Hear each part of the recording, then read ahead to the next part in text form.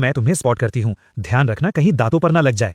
मैंने सोचा गलती कर दी, ये एंगल तो और भी खतरनाक है। अगर मैंने आंखें खोली तो मैं उसके ऑरा में भस्म हो जाऊंगा। नहीं, ये मैं वेट्स थोड़ी उठा रहा हूँ, ये तो मेरे हार्ट पेसमेकर का टेस्ट हो रहा है। रिट्रीट, मुझे भागना होगा। मैंने कहा मैं अपने कमरे में नहाने जा रहा हूँ। उसने कहा भाग क्यों रहे हो? वर्कआउट के बाद स्ट्रेचिंग नहीं करोगे तो मसल्स अजीब हो जाएंगी, थोड़ा बर्दाश्त करो। ये स्ट्रेचिंग कहाँ है, ये तो मार्शल आर्ट्स की सबमिशन मूव है।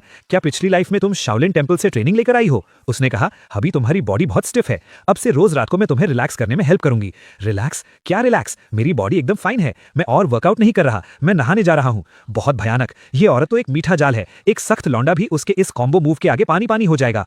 लगता है फिजिकल डिफेंस और पैसे बर्बाद करने वाली स्ट्रैटेजी पूरी तरह फेल हो चुकी है। अब मुझे अपना अल्टीमेट मूव चलना होगा। बॉसू, अगर तुम्हें मेरे पैसे बर्बाद करने से प्रॉब्लम नहीं है और मेरी स्टिफ बॉडी से भी दिक्कत नहीं है, तो क्या तुम्हें मेरे बाहर किसी और औरत के पास जाने से डर नहीं लगता?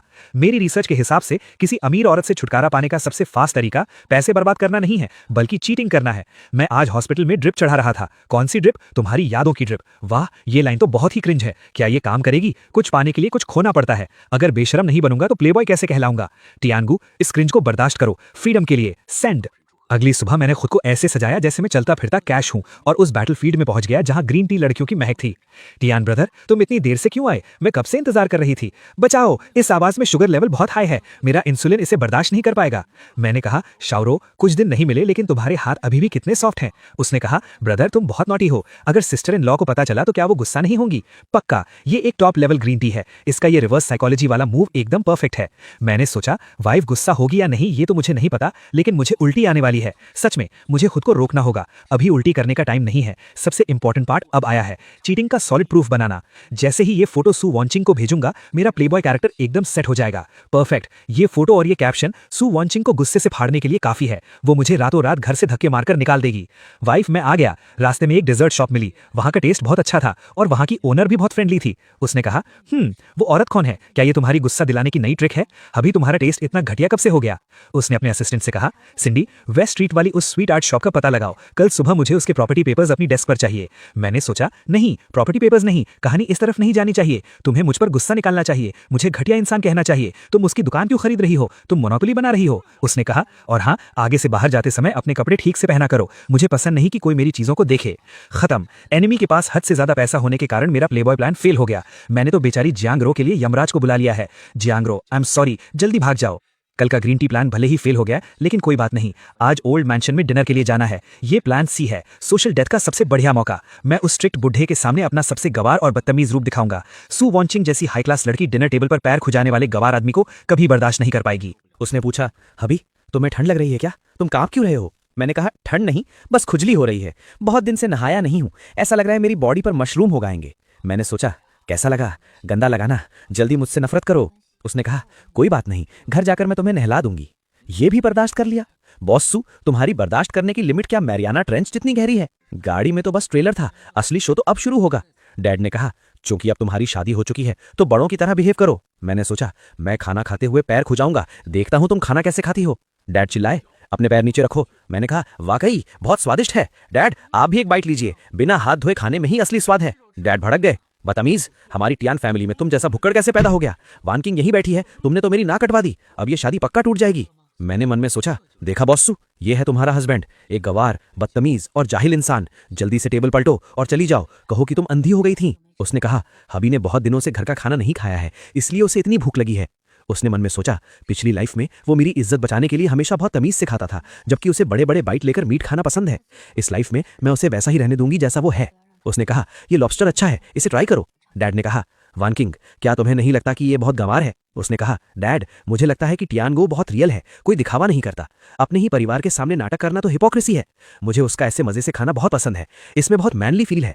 मैंने सोचा मैनली फील, ये तो साफ साफ पसीने की बदबू है। बॉसू, पक्का तुम्हारे टेस्ट में कोई बहुत बड़ी प्रॉब्लम आ गई है। डिनर टेबल प्लान फेल होने के बाद बुढ़े ने हमें स्टडी रूम में बुलाया। बहुत बढ़िया, लगता है अब फैमिली पनिशमेंट मिलने वाली है। डैड ने कहा नाकारा लड़के, आज वान किंग के सामने ये तुमने कैसा बर्ताव किया? दिन भर आवारागर्दी करते हो, ऑफिस नहीं जाते, बस खाना पीना और ऐश करना आता है।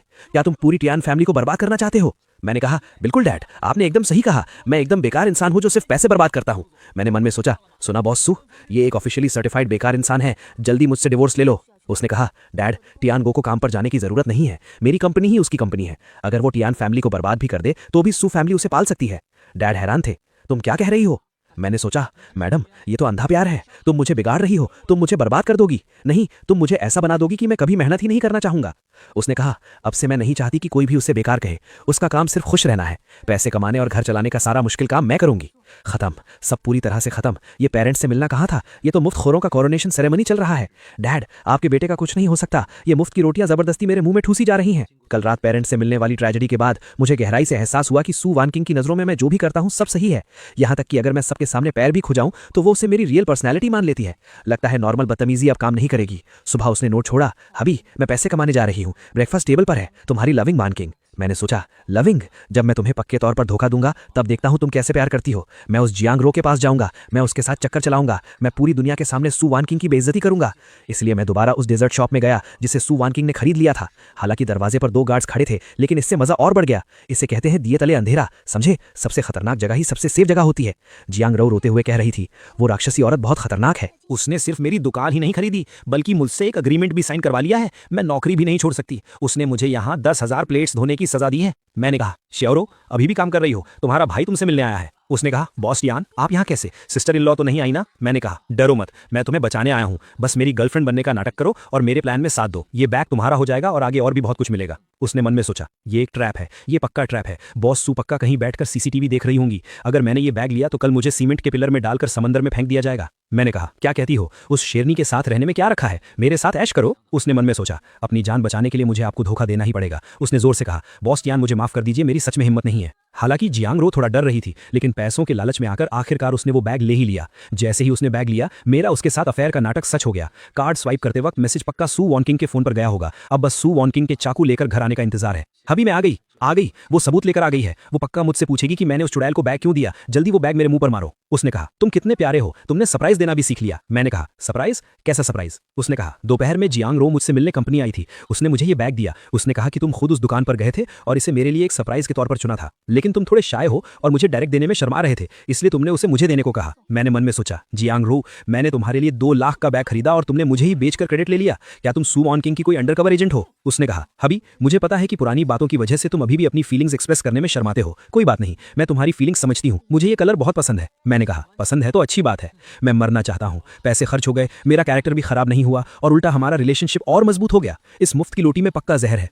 ली जिंग हुई, वो फेमस फर्स्ट लव, वो आदमी जिसने पिछली लाइफ में सू वान किंग को इतनी तकलीफ दी थी, वो आखिरकार देश वापस आ गया। मेरा सेवियर आखिरकार आ गया। उसने कहा, टियान गो, मुझे पता है कि तुम डिवोर्स नहीं लेना चाहते, लेकिन तुम्हें समझना होगा कि वान किंग और मैं एक दूसरे से सच्चा प्यार करते हैं। अगर तुम समझदार हो तो खुद पीछे हट जाओ, मैं तुम्हें कुछ पैसे दे सकता हूँ। मैंने कहा, ब्रदर जिंगहुई, आखिरकार तुमने ये बात कही दी। पैसों की कोई बात नहीं है। सच बताऊं तो मैं उस राक्षसी, मेरा मतलब है बॉस सू के जुल्मों से तंग आ चुका हूं। तुम जल्दी उसे यहां से ले जाओ। वो हैरान था और मन में सोचा, इस आदमी को क्या हो गया है? क्या इसे गुस्से में मुझ पर चाय फेंकनी चाहिए थी? ये तो ऐसा लग रहा है जैसे अपनी वाइफ को पैक करके मुझे गिफ्ट कर रहा हो। मैंने कहा, मुझे पता है तुम अभी वापस आए हो, शायद तुम्हारे पास पैसों की कमी होगी। ये कार्ड रख लो, इसमें करोड़ों की लिमिट है, जितना चाहो उतना इस्तेमाल करो। जाओ वान किंग के लिए बैग्स, डायमंड रिंग्स, यॉट खरीदो, जितनी रोमांटिक चीजें कर सकते हो करो। अगर तुम उसे पढ़ा लेते हो तो समझो ये कार्ड मेरी तरफ से तुम्हारी शादी का तोहफा है। बेस्ट ऑफ लक मेरे भाई, तुम ये लड़ाई हार नहीं सकते। मेरी आगे की आजाद जिंदगी तुम्हारे हाथों में है। ली जिंगहुई को मना लिया, अब बस सू वान किंग को बेवकूफ बनाना था। मैंने शहर के सबसे लग्जरी कपल्स मूवी थिएटर को पूरी तरह से बुक कर लिया और उनके सालों बाद मिलने का एक पूरा सीन सेट कर दिया।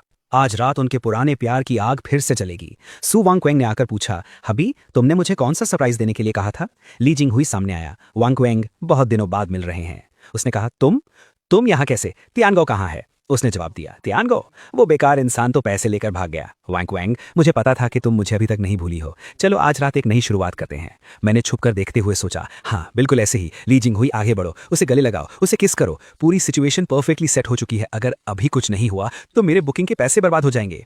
सू वांग क्वेंग ने कहा, अपने गंदे हाथों से मुझे मत छूना, दफा हो जाओ यहाँ से। ली जिंगहुई भड़क गया, सू वांग क्वेंग नाटक क्यों कर रही हो? उस डरपोक तियानगो ने तुम्हें मुझे बेच दिया है। देखो ये वो कार्ड है जो उसने मुझे दिया है। सू वांग क्वेंग ने मन में सोचा, ये तो वो कार्ड है जो मैंने तियानगो को दिया था। तियानगो ने मुझे इस आदमी के हरासमेंट से बचाने के लिए अपनी पॉकेट मनी तक इसे दे दी, तो मेरा हबी मुझे बचाने के लिए ये सब कर रहा था। भले ही मुझे गलतफहमी हो जाए, लेकिन वो मुझे इस घटिया इंसान से दूर रखना चाहता था। मैंने दूर से सोचा, बहुत बढ़िया, उसके मुंह पर पैसे मारो, उससे बताओ कि तुम्हारे पास बहुत पैसा है, प्लान सक्सेस हो रहा है। मैं बाहर निकला। वाइफ, क्या इत्तेफाक है, तुम भी मूवी देखने आई हो? उसने कहा, हबी मुझे माफ कर दो, तुम्हें इतनी तकलीफ झेलनी पड़ी। मैंने कहा तकलीफ? कोई तकलीफ नहीं हुई, मैंने अभी अभी एक फ्री का ड्रामा देखा है और पॉपकॉर्न भी खाए हैं, मैं तो बहुत खुश हूँ। उसने गुस्से में कहा, ली जिंग हुई, तुम्हारी हिम्मत कैसे हुई मेरे हस्बैंड को ब्लैकमेल करने की, और तुमने उसकी पॉकेट मनी भी ले ली। मैं तुम्हें दिखाऊंगी कि तियानगो को परेशान करने का अंजाम बैंक्रप्सी से भी भयानक होता है। ली जिंग हुई ने सोचा, मुझे अपनी पीठ पर इतनी ठंडी हवा क्यों महसूस हो रही है। मैंने ली जिंग हुई से कहा, ली जिंग हुई, हालांकि कल तुम्हारी परफॉर्मेंस बहुत घटिया थी, लेकिन मैंने तुम्हें एक और मौका देने का फैसला किया है। ये सू ग्रुप का अगले क्वार्टर का नया प्रोडक्ट है, इसका कोर कोड ले जाओ, इसे कॉपी करो, इसे लॉन्च करो, सू ग्रुप को बर्बाद कर दो और मैं आज़ाद हो जाऊंगा। ली जिंग हुई ने पूछा, क्या तुम सच में सू फैमिली को बर्बाद करने में मेरी मदद करोगे? तुम्हें इससे क्या मिलेगा? मैंने कहा, क्या मिलेगा? मुझे शांति मिलेगी। मैं उस औरत की कंट्रोल करने की आदत से तंग आ चुका हूं। मैं बस डिवोर्स के पैसे लेकर दूर भागना चाहता हूं। ब्रदर, तुम ही मेरी इकलौती उम्मीद हो। ली जिंग हुई ने कहा, ठीक है तियानगो, मुझे तुम पर भरोसा है। कल के प्रोडक्ट लॉन्च में मैं सू वांगक्वेंग की इज्जत मिट्टी में मिला दूंगा। अगले दिन लॉन्च इवेंट में सू वांगक्वेंग ने कहा, लेडीज एंड जेंटलमैन, आज सू ग्रुप एक रेवोल्यूशनरी एआई चिप लॉन्च करने जा रहा है। ली जिंग हुई चिल्लाया, रुको, सू वांगक्वेंग तुम पर चोरी का इल्जाम है। मैंने सोचा, आ गया, इंसाफ का हथौड़ा आ गया। ली जिंग हुई, बहुत बढ़िया, जल्दी से सारे सबूत उसके मुंह पर दे मारो। ली जिंग हुई ने कहा, सब लोग देखिए, ये ली ग्रुप का कोर कोड है जिसे हमने 3 सालों में डेवलप किया है और इनका कोड बिल्कुल सेम है, एक पंक्चुएशन मार्क तक मैच करता है। सू वांगक्वेंग, तुमने अपने आदमी भेजकर हमारी टेक्नोलॉजी चुराई है।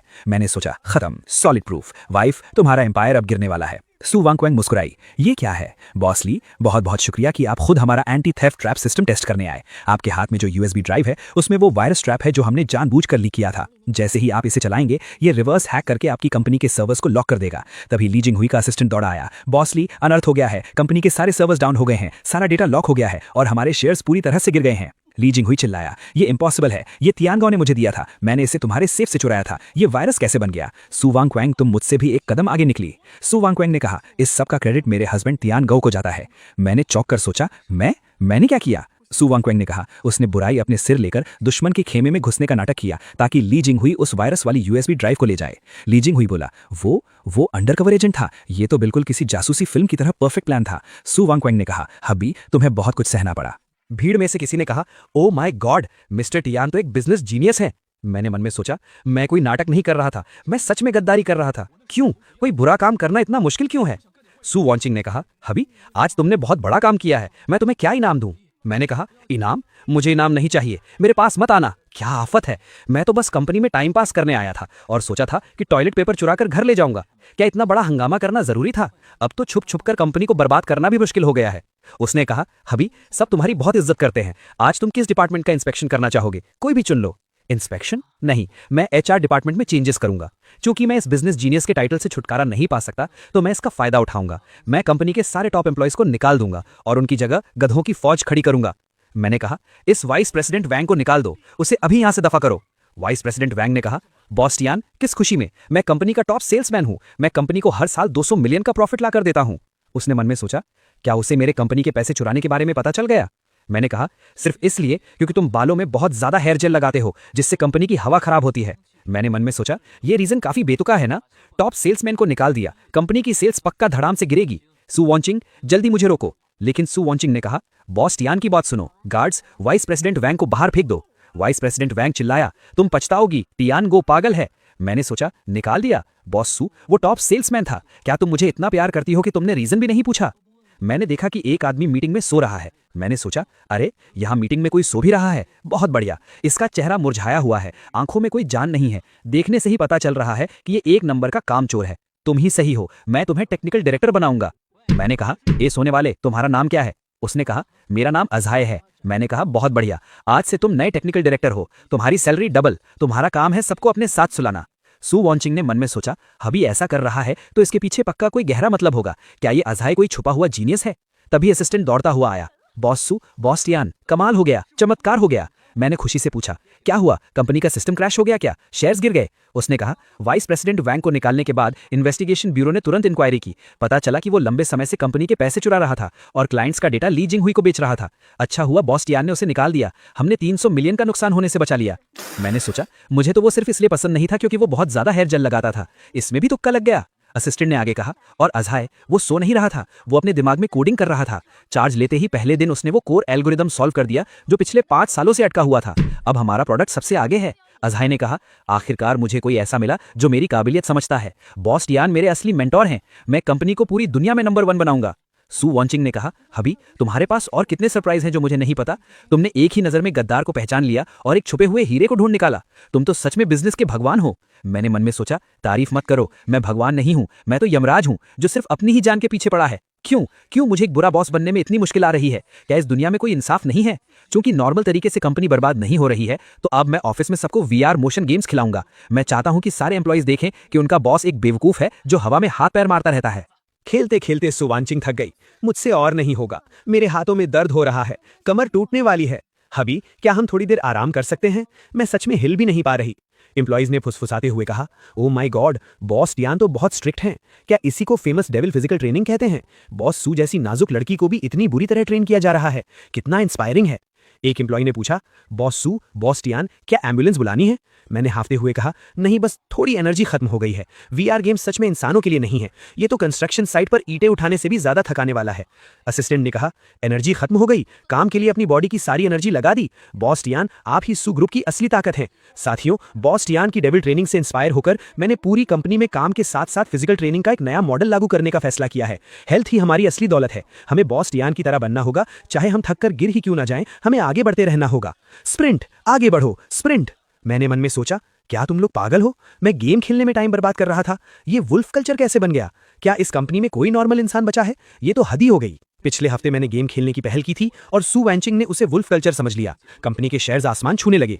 इस अजीबोगरीब सक्सेस को सेलिब्रेट करने के लिए सू ग्रुप ने आज रात ये ग्रैंड एनुअल पार्टी रखी है। सेलिब्रेशन पार्टी नहीं, ये मेरी आजादी की पार्टी है।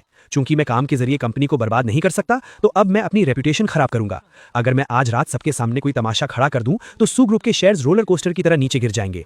ये इवेंट किसी अमीर फैमिली का स्कैंडल बनाने के लिए सबसे परफेक्ट जगह है। जैसे ही मैं शराब पीकर कोई रोमांटिक स्कैंडल खड़ा करूंगा, मेरी इज्जत हमेशा के लिए मिट्टी में मिल जाएगी। हा, वो जियांग रऊ आ गई जिसका चैप्टर अभी क्लोज नहीं हुआ था। लगता है वो बदला लेने आई है। बहुत बढ़िया, मेरी टीममेट आ गई। आओ मेरी प्लान में साथ दो। जियांग रऊ ने नाटक शुरू किया, बॉस टियान, ऐसा मत कीजिए, मेरा बॉयफ्रेंड है, आप ऐसा कैसे कर सकते हैं? लोग फुसफुसाने लगे, oh my God, boss Tian annual party में बदतमीजी कर रहे हैं। मैंने पहले ही सुना था कि वो एक प्ले बॉय हैं, लेकिन ये नहीं पता था कि वो इतने गिले हुए हैं। मैंने सोचा, हो गया, रेपुटेशन बर्बाद। जियांग रऊ, बहुत बढ़िया, तुम्हारी एक्टिंग को पूरे 100 नंबर। सू वांचिंग, अब तो तुम पक्का डिवोर्स ले लोगी। जियांग रऊ ने कहा, बॉस टियान नशे में है, मुझे मत छुओ। मैंने सोचा, डरो मत, मुझे परवाह नहीं है। सू वांचिंग अपनी इज्जत की बहुत परवाह करती है। वो इस स्कैंडल को दबाने के लिए पक्का मुझे बहुत सारे पैसे देगी। मैंने जोर से कहा, हाँ, ये मैंने किया है, मैं एक जानवर हूं, मैं एक घटिया इंसान हूं। सब लोग जल्दी फोटो खींचो, वीबो पर पोस्ट करो और सू वांचिंग को टैग करो। तभी सू वांचिंग आ गई। शानदार, बहुत ही शानदार परफॉर्मेंस। मिस जियांग, क्या आप भूल गई कि सू ग्रुप एक टेक्नोलॉजी कंपनी है? मेरे ही इलाके में आकर झूठा नाटक कर रही हो? क्या तुमने हमारे 4K 120 FPS high speed cameras को इतना हल्के में ले लिया है? लोग चौंक गए। व्हाट? ये तो झूठा फंसा रही थी। इस लड़की का दिमाग कितना शातिर है। शुक्र है सीसीटीवी था, ये सच नहीं था। मैंने मन में सोचा, सू वांचिंग, तुमने पार्टी हॉल में इतने हाई क्वालिटी कैमरास क्यों लगा रखे हैं? क्या तुम कोई डॉक्यूमेंट्री शूट कर रही हो? मेरा प्लेबॉय बनने का सपना चकनाचूर हो गया। सू वांचिंग ने आगे कहा, और हाँ मिस जियांग, पिछले हफ्ते मेरे हस्बैंड ने तुम्हारे लिए जो 2 लाख का बैग खरीदा था, तुमने उसे तुरंत सेकंड हैंड लग्जरी शॉप में 1,80,000 में कैश ले लिया। तुमने मेरे हस्बैंड के पैसे लिए और अब उसी को फंसाने की कोशिश कर रही हो। क्या ये ब्लैकमेलिंग नहीं है? मिस जियांग, प्लीज इन्वेस्टिगेशन में कोऑपरेट करें, हमारे साथ थाने चलिए। जियांग रऊ चिल्लाने लगी, मुझे बचाओ, तुमने ही तो मुझे एक्टिंग करने को कहा था। मैंने मन में कहा, चुप हो जा, अगर तूने और चिल्लाया तो मैं भी तेरे साथ जेल चला जाऊंगा। ये औरत बहुत डरावनी है। इसके पास सिर्फ सीसीटीवी फुटेज ही नहीं बल्कि बैंक डिटेल्स भी हैं। इसके सामने तो मैं एक खुली किताब की तरह हूं। सू वांगचैन ने प्यार से कहा, हबी, तुम डर गए थे ना? मुझे पता है कि तुम सिर्फ इसलिए सफाई नहीं दे रहे थे ताकि मेरी बेइज्जती ना हो। तुम कितने भोले हो, खुद पर इल्जाम लगाना पसंद करते हो।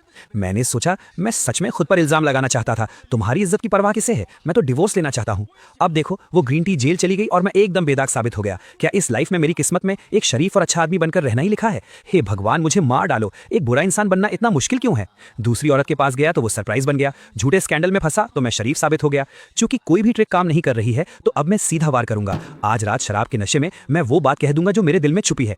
रात को सू वांगचैन ने कहा, हबी, तुमने इतनी शराब क्यों पी ली? मैंने नाटक करते हुए कहा, मुझे छोड़ दो, मुझे ली जिंगहुई के पास जाना है। तुम दोनों ही सच्चा प्यार हो, मैं तो यहाँ कबाब में हड्डी हूँ, मैं किसी काम का नहीं हूँ। उसने सोचा, ये फिर से बकवास कर रहा है। साफ पता चल रहा है कि ये नहीं चाहता कि मैं जाऊं, फिर भी मुझे जाने के लिए कह रहा है। उसने कहा, हबी, तुम और कब तक नाटक करोगे? मैंने कहा, सू वांगचैन, मुझे इस तरह से मत देखो। क्या तुम्हें लगता है कि मैं कोई बहुत अच्छा इंसान हूँ? उसने कहा, बिल्कुल तुम अच्छे हो। इस पूरी दुनिया में तुम मेरे लिए सबसे अच्छे इंसान हो। मैंने कहा, गलत, बिल्कुल बिल्कुल गलत। मैं तुमसे बिल्कुल प्यार नहीं करता। मैं सिर्फ तुम्हारी पैसों से प्यार करता हूँ। मैंने तुमसे सिर्फ इसलिए शादी की ताकि मुझे तुम्हारी दौलत पर ऐश करने को मिले। मैं तो चाहता हूँ कि तुम ली जिंगहुई के साथ भाग जाओ। मैं चाहता हूँ कि तुम मेरे मुंह पर पैसे मारो और मुझे दफा हो जाने को कहो। मैं बस उस बड़े से घर में अकेले रहना चाहता हूँ। मैं तुम्हारी शक्ल भी नहीं देखना चाहता। तुम्हारे बिना ही मैं खुश रह सकता हूँ, समझी तुम? उसने रोते हुए मन में सोचा, झूठे, तुम कहते हो कि मेरे बिना तुम खुश रहोगे, लेकिन पिछली लाइफ में जब मैंने तुम्हें अपने फर्स्ट लव के लिए छोड़ दिया था तो तुमने मेरी याद में कभी शादी नहीं की और अकेले ही जिंदगी गुजार दी। 70 साल के उस अकेलेपन को तुम खुशी कहते हो? मैं समझ गई, तुम्हें डर है कि हिस्ट्री फिर से रिपीट होगी। तुम्हें फिर से मेरे छोड़ जाने का डर है, इसलिए तुम जानबूझकर लालची और मतलबी होने का नाटक कर रहे हो। तुम इस तरह मुझे खुद से दूर करना चाहते हो ताकि तुम्हें फिर से चोट ना पहुंचे। टिएनगू, तुम्हारा प्यार कितना सच्चा और निस्वार्थ है। मैंने कहा, तुम रो क्यों रही हो? मैंने कहा ना कि मैं एक घटिया इंसान हूं, तुम्हें मुझे गालियां देनी चाहिए। उसने कहा, नाटक मत करो, मुझे पता है कि तुम्हारे दिल में कितना दर्द है। इस बार मैं कहीं नहीं जाऊंगी, मैं हमेशा तुम्हारे साथ रहूंगी। मैंने मन में सोचा, मुझे कैसा दर्द? पिछली लाइफ में मैं बिलियंस लेकर पूरी दुनिया घूम रहा था, मैं तो बहुत मजे में था। पक्का तुम्हें कोई बहुत बड़ी गलतफहमी हुई है।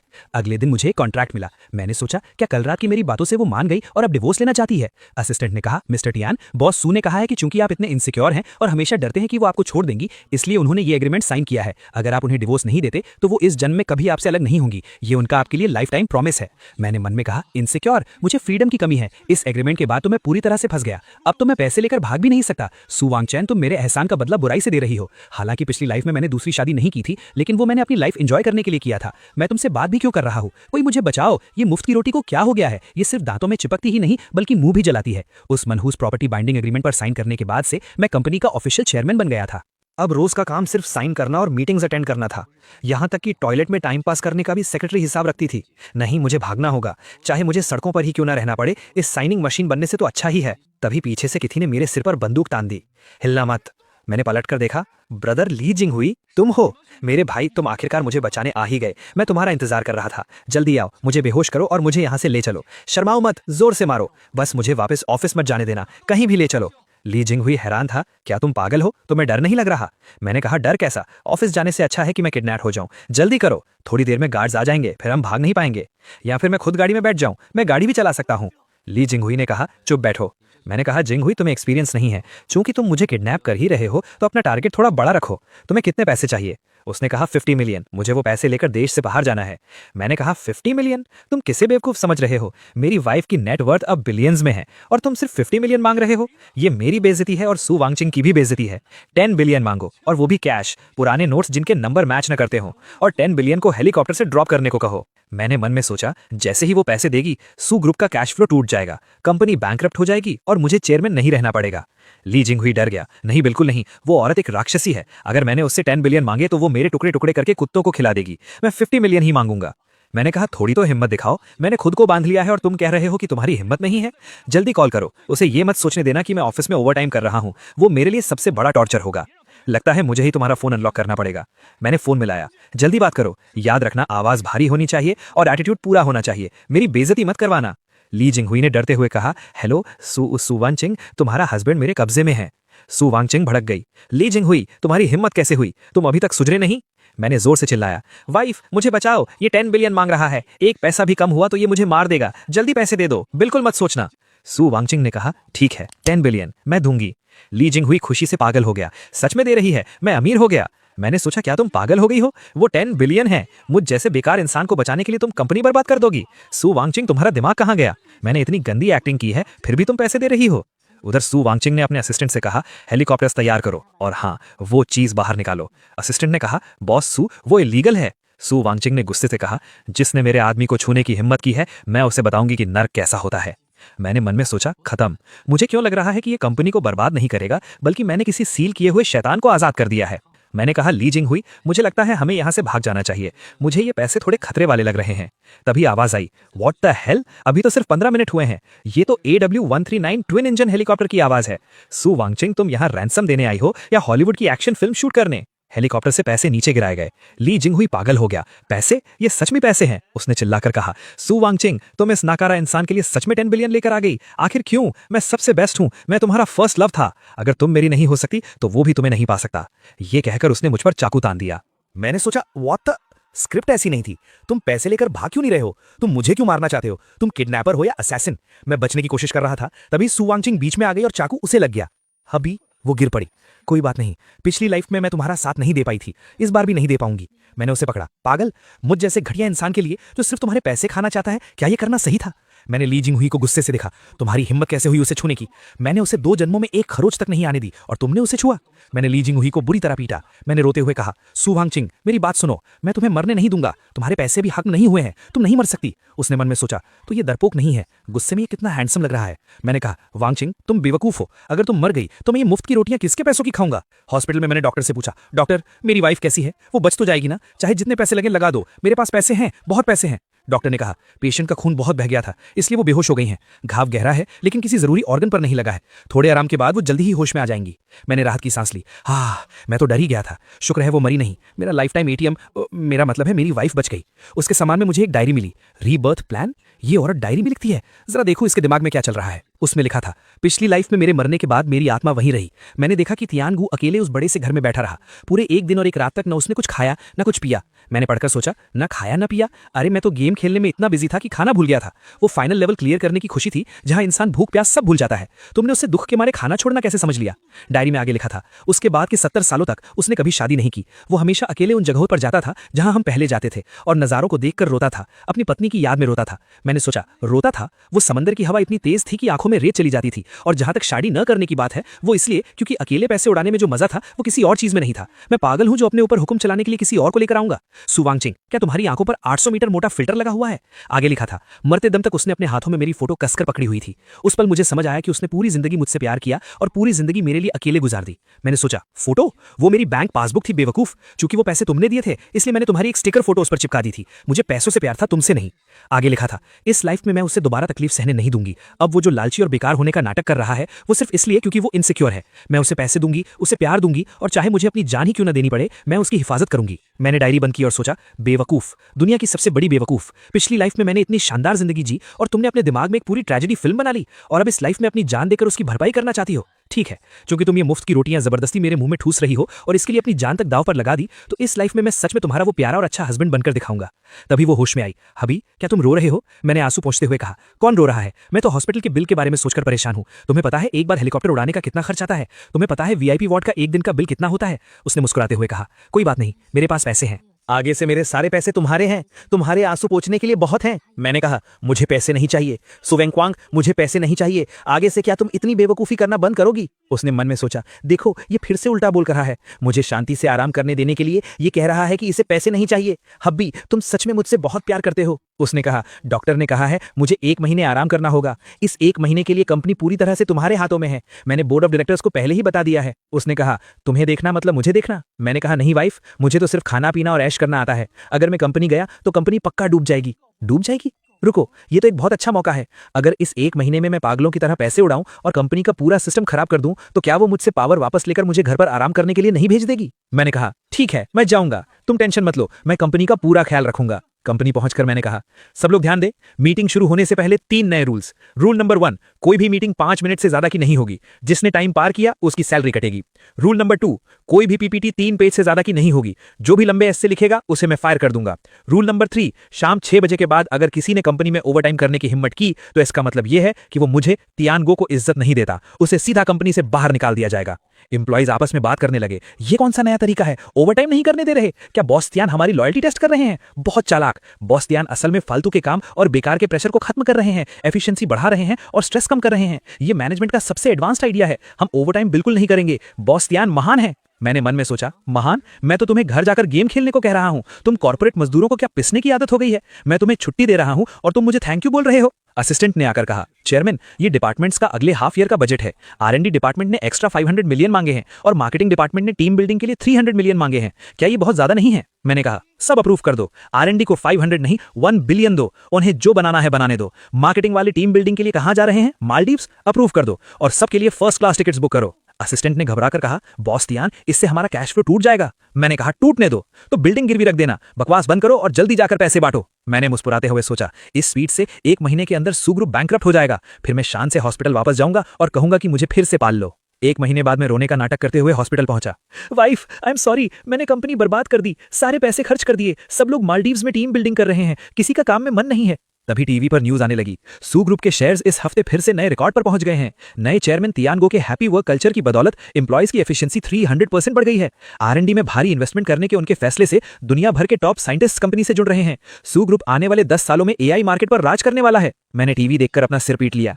एफिशिएंसी 300% बढ़ गई? क्या तुम लोग मालदीव्स नहीं गए थे? साइंटिस्ट्स आ गए? मैं तो सिर्फ पैसे बर्बाद करना चाहता था। ये इन्वेस्टमेंट कैसे बन गया? क्या इस दुनिया में कोई इंसाफ बचा है? सू वांचिंग ने प्यार से कहा, हबी, मुझे पता था कि तुम एक जीनियस हो। तुमने कंपनी को इतने अच्छे से संभाला है। अब मैं आखिरकार टेंशन फ्री हो सकती हूँ। मैंने घबराकर पूछा, टेंशन फ्री किस बात से? उसने शर्माते हुए कहा, बेशक एक बच्चा पैदा करने के लिए। हमें अपनी पिछली लाइफ के अधूरेपन को इस लाइफ में पूरा करना है। बच्चा? वो तो पैसे निगलने वाला राक्षस होता है, एक शोर मचाने वाला शैतान। मैं कंपनी तो संभाल नहीं पा रहा, बच्चा कैसे संभालूंगा? नहीं चाहिए, मुझे वैसेक्टमी करवानी है अभी के अभी। लेकिन पूरे 3 दिन, लगातार 3 दिनों तक, दिन के तीनों टाइम खाने में सिर्फ ऑयस्टर्स और रात को शेड्यूल के हिसाब से ओवर टाइम। सू वांचिंग, मैं इंसान हूं, कोई मशीन नहीं। खेतों में काम करने वाले गधे से भी कोई इतनी मेहनत नहीं करवाता। भागो, मुझे भागना ही होगा। अगर मैं इस बिस्तर से बच सका तो चाहे मुझे किसी पुल के नीचे सोना पड़े, वो भी मेरे लिए जन्नत होगा।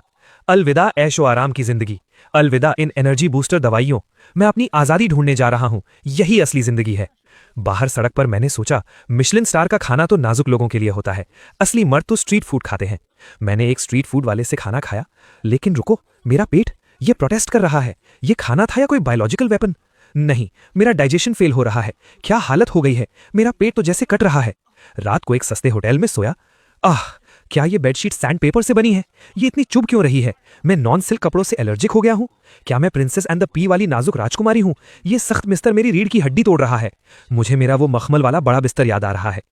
अगले दिन मैं एक पार्क की बेंच पर लेट गया। आजकल पार्क्स में फैसिलिटीज कितनी अच्छी हो गई हैं। ये बेंच बिल्कुल अर्गोनॉमिक डिजाइन वाली है। बहुत प्यास लगी है, काश थोड़ी ईवियन वाटर मिल जाती। तभी एक बिल्ली ईवियन वाटर की बोतल लुढ़काते हुए मेरे पास ले आई। मैंने सोचा, ये बिल्ली तो बड़ी समझदार है, इसे पता है कि मैं सिर्फ इसी ब्रांड का पानी पीता हूं।